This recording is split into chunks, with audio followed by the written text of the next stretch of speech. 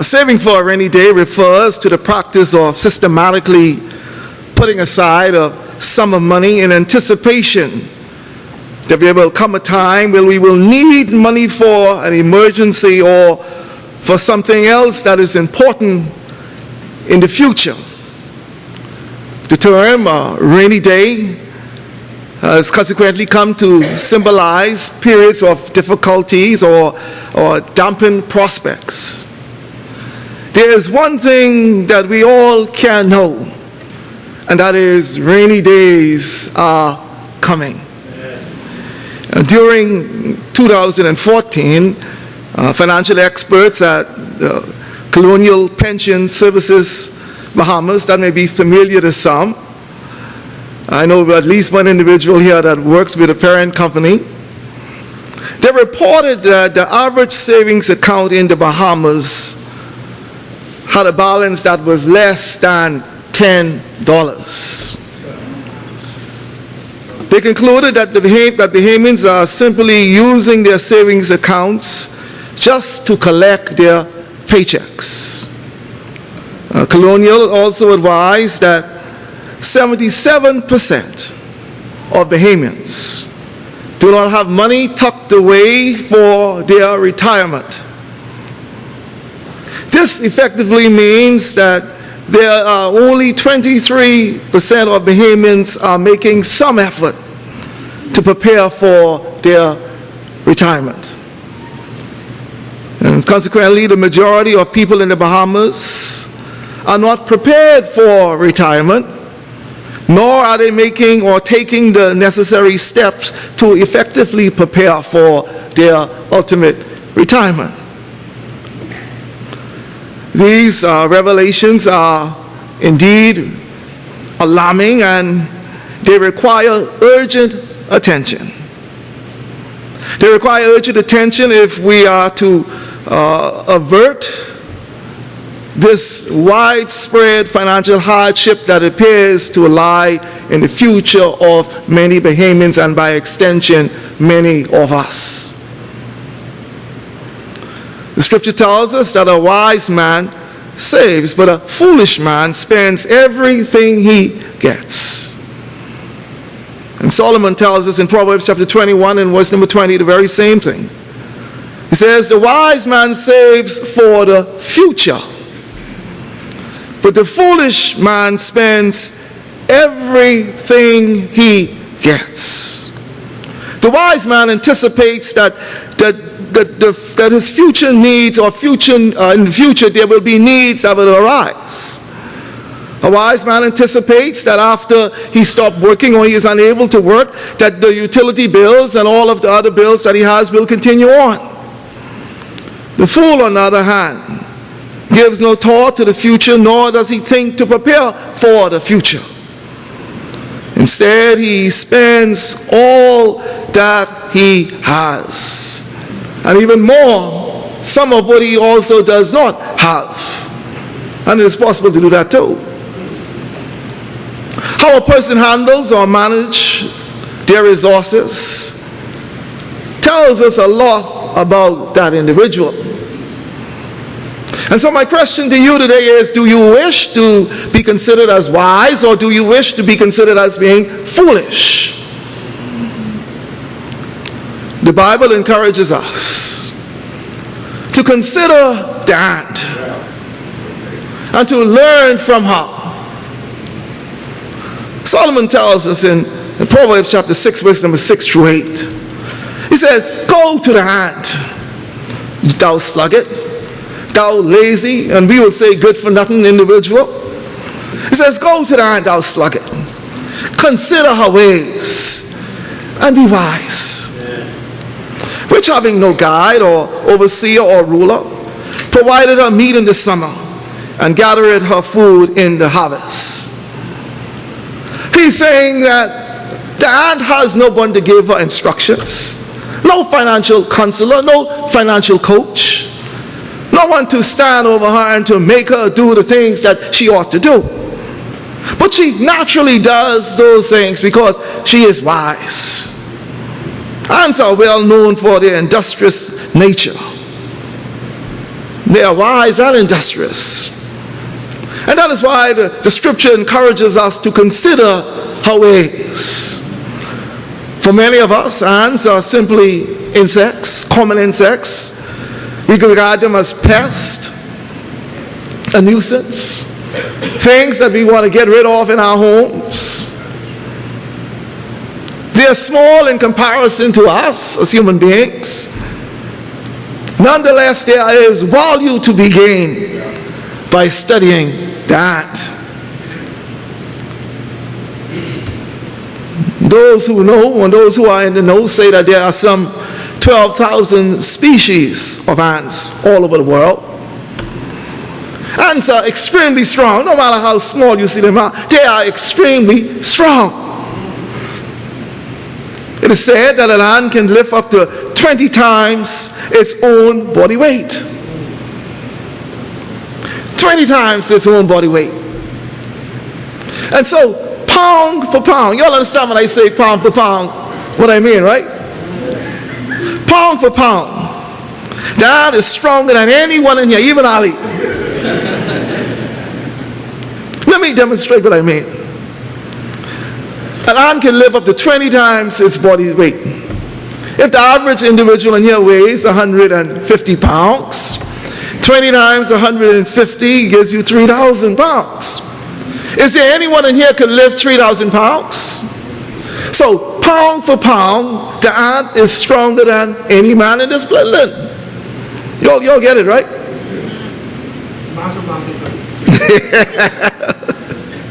Okay, Brother Hasty, I know you sharp. I can watch you. Ants are described as being social insects. Inasmuch as they live in large colonies or in groups, you won't find an ant living in a little corner by himself. They all belong to a colony or to a specific group. They are very small and they are very simple pests. Yes, but they are very wise. They often provide for themselves, or they also prove themselves to be wiser than many of us. And that's an indictment upon us, huh? If a small little ant can be considered wiser than us. In Proverbs chapter 30 and verse number 24 and 20 to 25, it says that 4 things on earth are small, but they are exceedingly wise. The ants are a people not strong, yet they provide their food in the summer. Ants instinctively do what we often fail to do, and that is they plan for the future. There's an interesting story that I by accident came across, and it's entitled The Grasshopper and the Ant. And it comes from a collection of fables by Aesop, that ancient Greek storyteller. And this fable or this story demonstrates the wisdom and industrious nature of the ant. And the story goes like this. It says, in a field one summer day there was a grasshopper, and he was hopping about and he was chirping and he was singing to his heart's content. And a group of ants walked by, they were grunting as they were struggling to carry plum kernels of corns. "Where are you going with those heavy corns?" asked the grasshopper. Without stopping the first ant, "To our nest," he said. "And this is the 3rd kernel we have delivered today. Why don't you stop and come and sing and play with me?" teased the grasshopper, "instead of working so hard." And the reply was, "We are working to store food for the winter," said the ants, "and think that you should do the same. Winter is far away, and it is a glorious day, it is a good day to play," sang the grasshopper. But the ants went on their way and they continued with their hard work. The weather soon turned into cold, and all of the food lying in the fields were covered with a thick white blanket of snow, so that even the grasshopper could not dig through.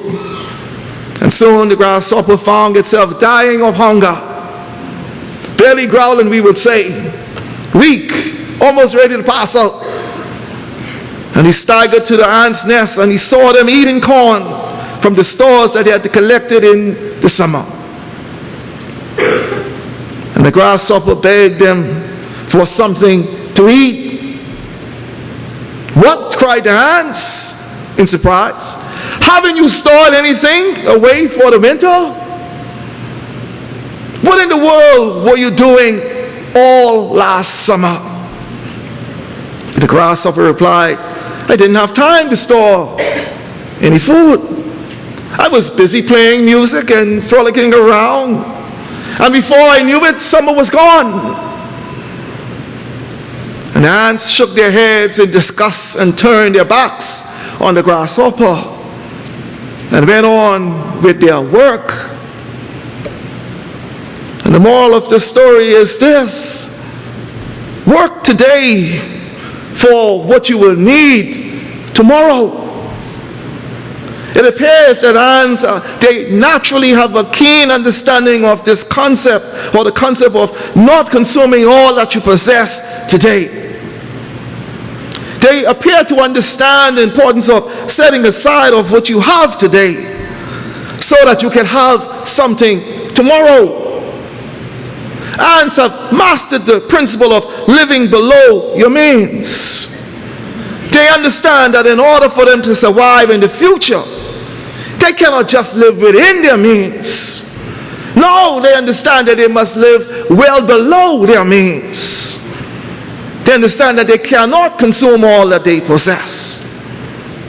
And so they live below their means. And that means that we are not to allow the ants to be wiser than us. You see, they save some of what they have today because they know that one day a day of difficulty is going to come. There's going to come a day when it is not going to be, the conditions for them to come outside of their nest is not going to be favorable. And they must have something in their nest in which to sustain themselves. And so they understand this, and so they prepare for that day. They understand that if they sacrifice today, they will be able to live better than others tomorrow. And they live better than the grasshopper because they understood the principle of living below your means. The Bible also has a lot to say about being wise and about us prudently managing the resources that we have. In Proverbs chapter 27, verse number 23, it says, "Know the state of your flocks, and put your heart into caring for your herds. For riches don't last forever, and the crown might not be passed on to the next generation." He's essentially telling us, he says, be vigilant, be diligent, be attentive to the work that you have to do. Ensure that you do it with all care. Ensure that what you possess today yields the best possible results or best possible return for you. Because understand this, riches do not last forever. Prosperity does not last forever. Good times do not last forever. Even our health do not last. Our health does not last forever. And he says, and the crown might not pass to the next generation. He's essentially telling us that if we do not take care today in managing what we have today, we will have nothing left to pass on to the next generation tomorrow. Again, consider the ant. In Proverbs chapter 21, verse number 20, we're told that the wise store up choice food and olive oil. But fools gulp theirs down. You know, some people eat and they don't even swallow. Yeah, they don't chew. They just swallow. I know someone like that. You will see them sit down with a big plate of food. And if you miss and turn your back, when you turn back, that plate empty.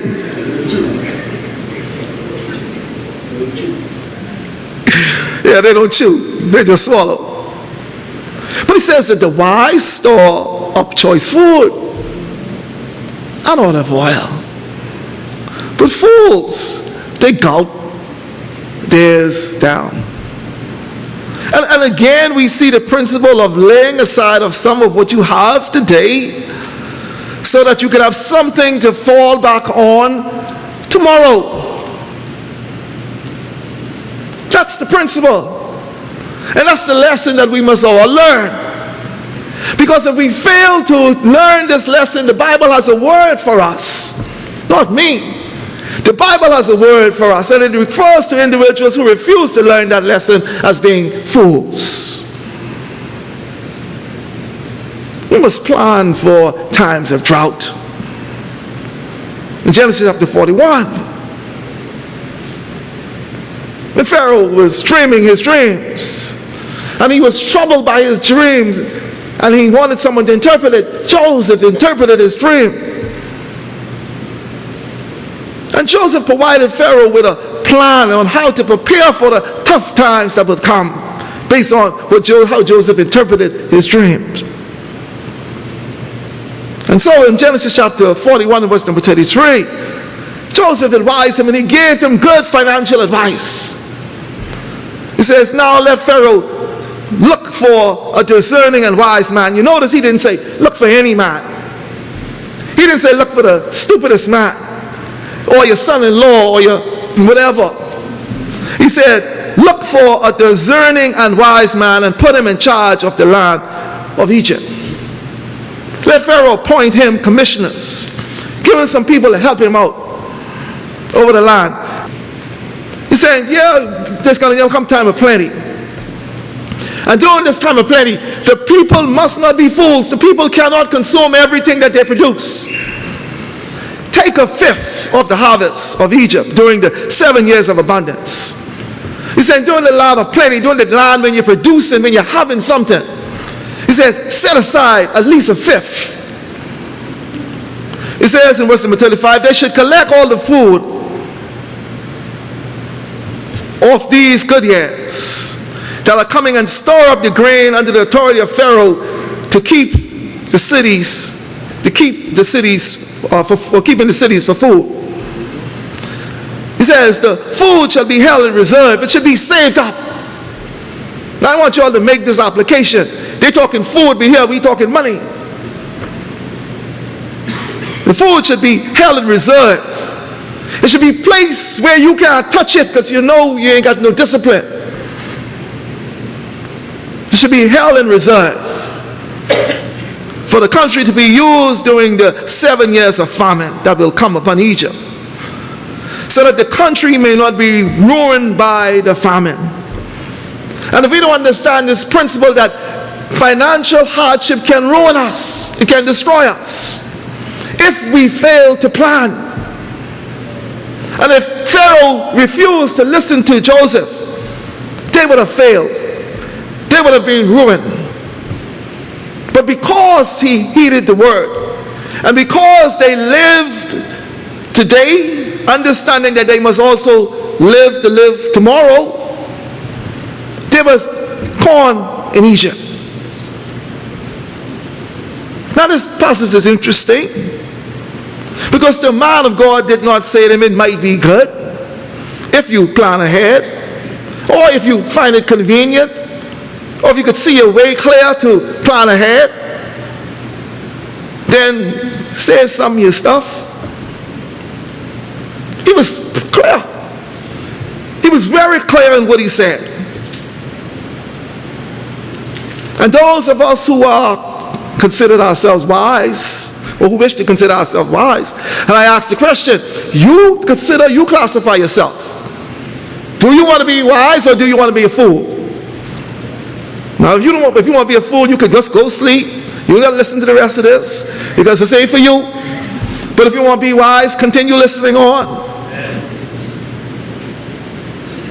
The principle was set aside some stuff to be used now, but also put aside some stuff for later. When I was a child, I don't know if dogs even do this anymore. When I was a child, the dogs used to eat some of their stuff, and then they used to go dig a hole and bury stuff. Dogs still do that. I don't have time to even observe dogs no more, I'll be honest with you. But do dogs still do that today? Nassau dogs don't do that. Nassau dogs don't do that? Island dogs. So, Nassau dogs, you're trying to say is fools. Nassau dogs, just like us. That's something that we even influence the dogs to change their ways. I know I don't see no dog, and I had a couple dogs in my yard. I never see them bury nothing. In fact, they used to let the birds come and eat their food, and they wouldn't do nothing, they're laying there lazy. That's probably why I ain't got no dog today. But there are two basic principles that emerge from this text, the text that we would have read. And if we plan or if we budget, you will have enough to survive now, and you will also have enough to survive later during the drought. And again, I want to tell you, droughts will come. If we do not plan or budget, we're going to consume everything we have, and we're going to have less than $10 on our account. And we certainly will face a severe state of deprivation. And we will be like the grasshopper coming to the ants, asking the boy, give me something. They turn their backs on him. Now, tonight I want us to look at that. We can be practical. We have a conversation tonight. I can keep you up past 7 o'clock tonight. You all know I don't go long tonight. But I want us to have a conversation on that. Because I know some of you will say, well, they should at least give him something. Why should they? He had every opportunity to do what he was supposed to do. It was not that he was sick, but he was foolish. And so, should you allow the foolish one to cause you to drown? We can talk more about that later. I get off course. If we don't embrace these principles, we won't have nothing to pass on. Absolutely nothing to pass on as an inheritance, as an heritage to our children. Sometimes people die, and the only thing they can pass on to their children and their family is death. Loans, outstanding balances that the banks need you to pay, you know. Come to the empty to bury them. Just do that. Greg doesn't come to you for that. Oh, Lord. It is simply wise to plan ahead and to make a budget. Now, I know some of us say, well, I ain't not financially savvy, and I don't know, you all using the old big word budget and stuff. My fund's so small, I can't budget that. That doesn't budget itself. You know, it's not as I get it, it's gone.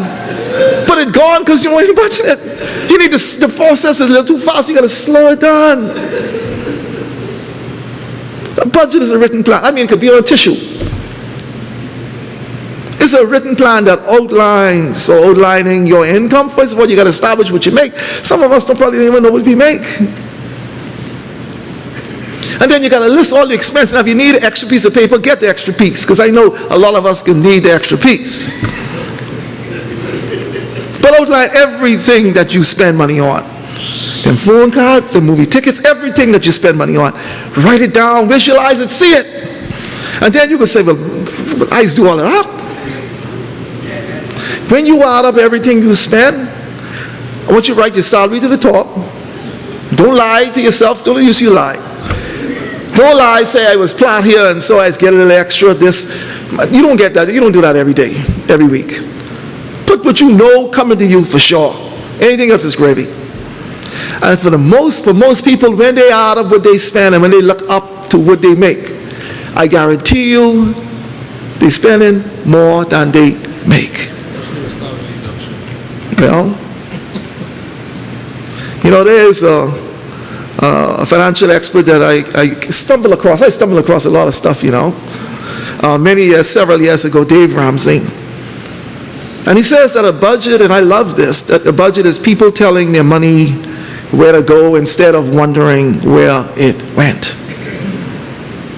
A budget is an itemized estimate of what you expect, your income. Now, for most of us, our income ain't varying. Our income is fixed and it's stable for most of us. So that's the easiest part. You figure out what you make. Whatever your check say, that's it. Or whatever they deposit on your account, that's it. The hard thing for us is to sit down and to figure out all of the things we spend that money on. Everything you spend money on. You buy Canap once a week, put that down. You all giving the Canap man $2. That may seem small, but I'm telling you, these things is add up, you know. You say, oh, I always buy a $5 phone card, but put them down. You'll be surprised how many $5 phone cards you buy. Some of you just go to gas station and go, but for $5. You'll be surprised how many times a week you go into the gas station and tell them put in $5. Write them down. Keep a little paper in your pocket so every time you spend something, write it down. Don't forget BPL. Well, that's probably one of the biggest bills you got.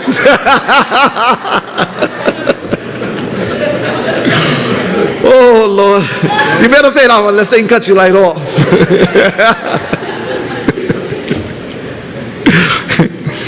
But a key item on your budget, a key line item in your budget, ought to be savings. Now, make sure put your collection to God. I told you all before, when you rob God, you can catch hell. I'm telling you. When you rob God, you can get nothing else but catching hell. Give God his money. Don't rob God, because you never prosper.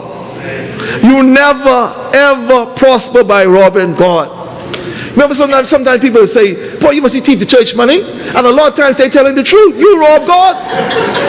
And that's why you catch so much hell. And people know it and they say to you, boy, look, you think so bad. You got to thief the church money. And so often that is so true. A lot of us are thieving from God. Don't rob God. Do not rob God. You can't rob him, then come and then, God, help me to make it. How you expect him to help you to make it when you ain't demonstrate that you have no faith in him? Give him what you got for him. One of the next lines you need to put there is savings. Now, I don't care how big or how small your salary is, you better be saving something. Is it responsible? You are less sensible than a ant if you ain't saving something. If it's only $5, save that $5. Get out up. Because to do otherwise is to be reckless with your future. And I'm telling you, the hardest thing is to get started. I'm getting into tonight. Let's move on. I'm going to get into tonight. I mean, what I do tonight in my head, but I ain't put it on paper yet. A budget helps us to live below our means. See, because once you recognize how much you actually make, and once you recognize how much you usually spend, then you know you got to start cutting out some stuff. You need to start reducing some stuff. Because you need to get to the point where you have something left that you can save. And consistently save.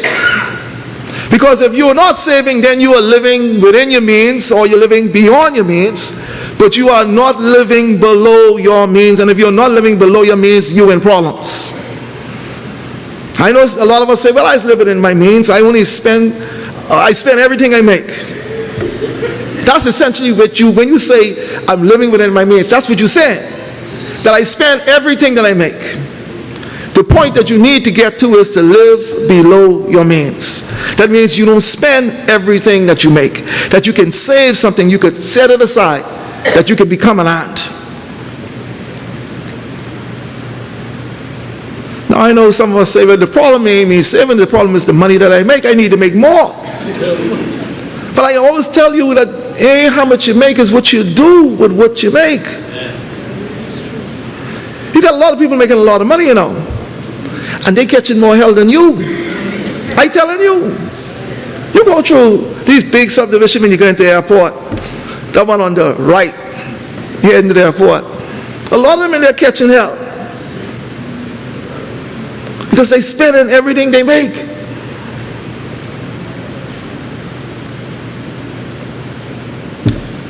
Income matters, yes, but live it in your means.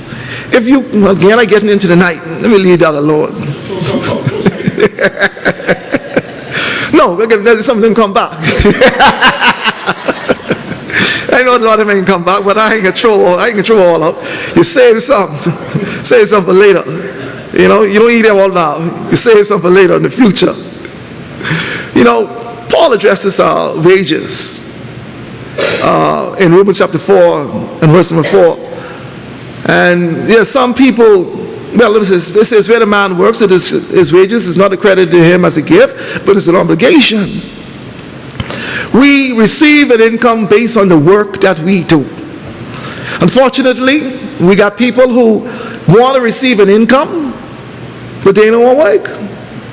They expect you to go to work, and then you to throw them out. Now, there's an extra that says a man don't work, he shall eat. And the ants appear to understand. Now, principle, you all see that? The ants even know that scripture. When the grasshopper came, they said, my brother, you ain't want to work, thou will not eat.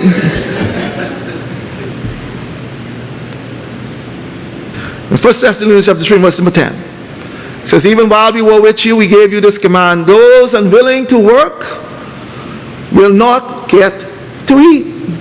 Now that's cold, eh? But that's in the Bible. It's cold, but it's in the scriptures. Those who are unwilling, not those who are unemployed, those who are unwilling, that's the one who ain't want work. He says they should be slim because they shouldn't be eating.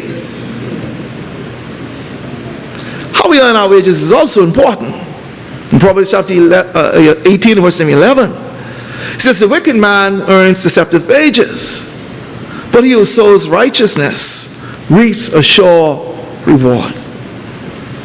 And again, in Proverbs chapter 10, verse 16, it says the wages of the righteous bring them life, but the income of the wicked brings them punishment. If you're a thief, you go into jail. It says be honest. The righteous have nothing to fear if he's honest. And there is dignity, and I always tell you this, there is dignity in all work.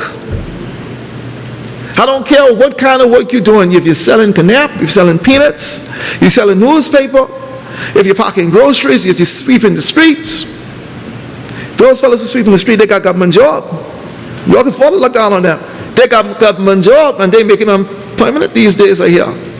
So you continue to look down on them. They working. Even if you're managing a business, there is integrity in all honest, or dignity in all honest work. And we should perform whatever we are given to do at the highest level and the highest standard. In Proverbs 13, verse 11 says, dishonest money dwindles away. And I always tell you all, remember in the 80s, some of you who could remember when everybody was driving with the boss cars and all these big short cars and all the jewelries and stuff. Them guys now, they dragging slippers, like the old people to say. Dishonest money dwindles away, but he who gathers money little by little makes it grow, slow and steady. It's too many of us want to do it fast. The Bible tells us that dishonest money dwindles away, but he who gathers money little by little makes it grow. So we should always have this mindset that we are to do the right things in all things. So why should we save? We should save for our future consumption.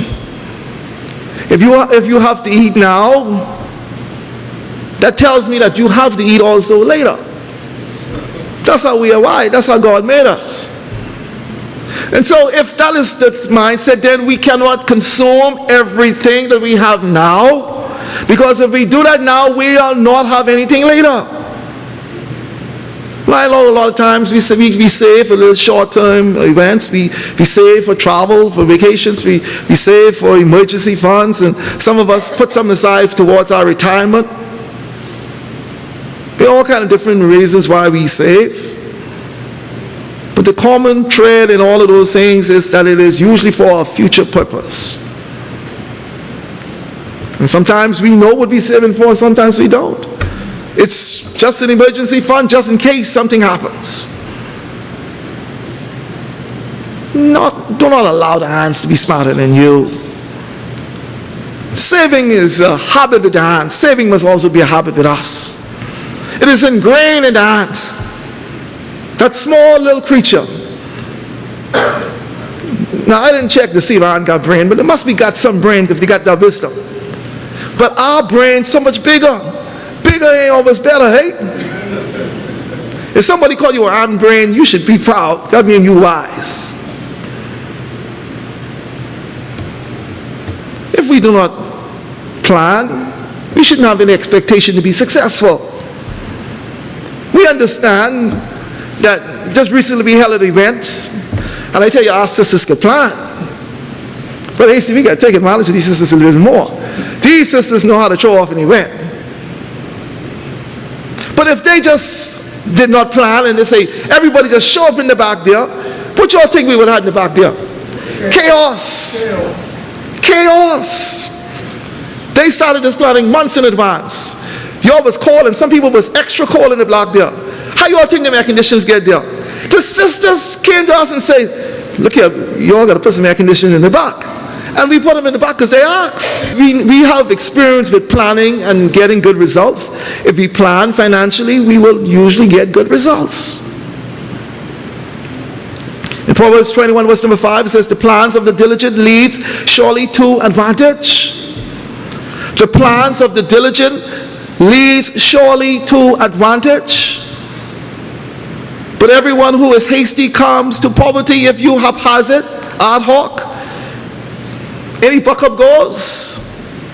It says, surely you will come to poverty. If we spend all that we have today, as I close, if we spend all that we have today while we are employed, while we are working, how will we survive tomorrow if we become unemployed or when we retire? The reality is that we will not benefit, that we will not make it. And I know everybody looking and says, boy, NIB to rescue us. But I can tell you, NIB is a help. But NIB is not going to help you as much as you think. You all need to talk to Sister Knowles and get a feel as to what you can get when you retire.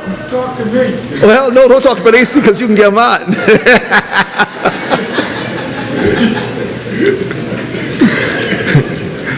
And perhaps it may be good for Sister Knowles to come before us and to, at one time or another, and give us a handle on this, to get us the right alignment, because a lot of us think that, when we get our NIB check, we can be able to pay BEC, we can be able to pay water and sewage, we'll be able to pay super value, we're going to be able to go to the doctor, we're going to be able to do all those things. I'm telling you, ain't that big. You can't do all them things. If you're depending on that, it's a help, but it is not going to be able to carry you. You can have many nights with gas pain. I'm telling you. The earlier we begin saving, I'm supposed to be in conclusion, the earlier we begin saving, the better it is for us. The greater the probability that we will have a comfortable tomorrow. In Proverbs 13, verse number 16, it says, a wise man thinks ahead, but a fool doesn't. And he even brags about it. That's in the Bible, It says, a wise man thinks ahead, but a fool doesn't. And even brags about it. Be wise. Take a lesson from that. In Proverbs 12 and 15, the way of a fool is right in his own eyes, but a wise man listens to advice. And my advice to you is simply this, and it's no different from the moral of the story, the grasshopper and that. Work today for what you will need tomorrow. That's my encouragement for you today. If you require prayers or anything, we invite you to come before us as we stand.